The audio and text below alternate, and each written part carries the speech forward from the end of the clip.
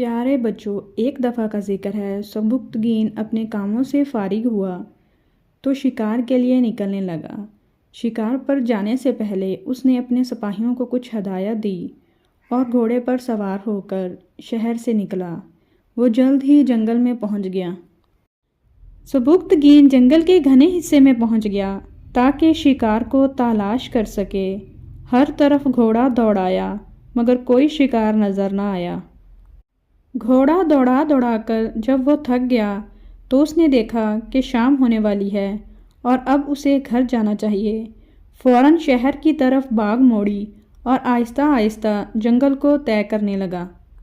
راستے میں اچانک سبکتگین کی نظر ایک ہرنی پر پڑی جو اپنے چھوٹے سے بچے کے ساتھ تھی۔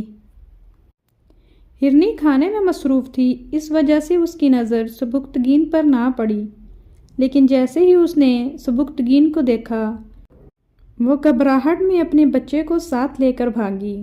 خود تو بھاگ گئی مگر بچہ وہیں رہ گیا۔ ہرنی کا بچہ ابھی چھوٹا تھا، اس لیے تیز بھاگ نہیں سکتا تھا۔ سبکتگین نے سوچا سارا دن شکار کے لیے مارا پھرتا رہا، خالی ہاتھ جانے سے بہتر ہے کہ اس بچے کو پکڑ لیا جائے۔ سبکتگین نے اس بچے کو اٹھا لیا اور گھوڑے پر باندھ دیا۔ جب گھوڑا شہر کے قریب آن پہنچا تو شام ہو چکی تھی۔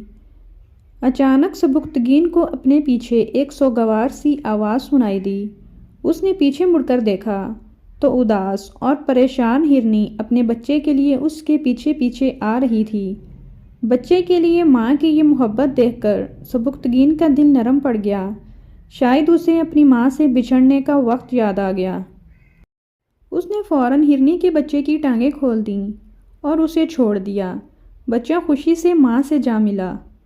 ہرنی اپنے بچے کو پا کر بہت خوش ہوئی اور وہ سبکتگین کی طرف دیکھ کر آسمان کی طرف منہ اٹھاتی جیسے دعا مانگ رہی ہو کہ خدا تمہارا بھلا کرے، تم نے میرے بچے کی جان بخش دی۔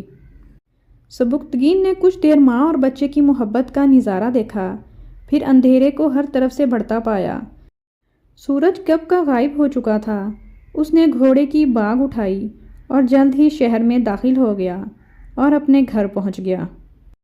سبکتگین نیکی کر کے بہت خوش تھا اور اللہ کا شکر ادا کر رہا تھا کہ اللہ نے اسے نیکی کرنے کی توفیق دی۔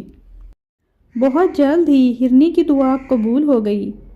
حاکم غزنی فوت ہوا اور سبکتگین غزنی کا بادشاہ بن گیا۔ پیارے بچوں، اس کہانی سے ہمیں یہ سبق ملتا ہے کہ نیکی کبھی رائیگاں نہیں جاتی۔